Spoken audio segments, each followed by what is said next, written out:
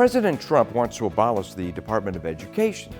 Sounds outrageous to some, but he makes the point that we spend more money per pupil than any other nation. Yet academically, our students are way behind so many other nations. Why not return education to the states and especially the parents? The department was only created in the late 1970s by an executive order from President Jimmy Carter. The Constitution does not mention education per se.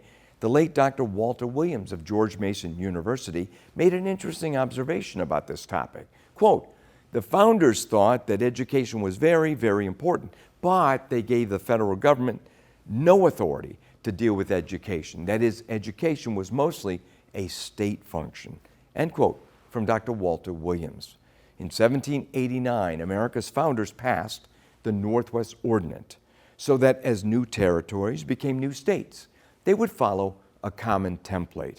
As to education, the ordinance declares, quote, "Religion, morality, and knowledge being necessary to good government and the happiness of mankind, schools and the means of education shall forever be encouraged." End quote. They didn't intend to banish Christianity in the schools, but to encourage it.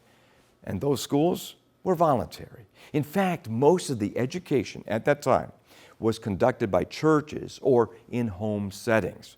For the first 200 to 300 years of America, beginning with the Pilgrims in 1620, the Bible was the chief textbook in one way or another. And back then, society was much more literate than we are today.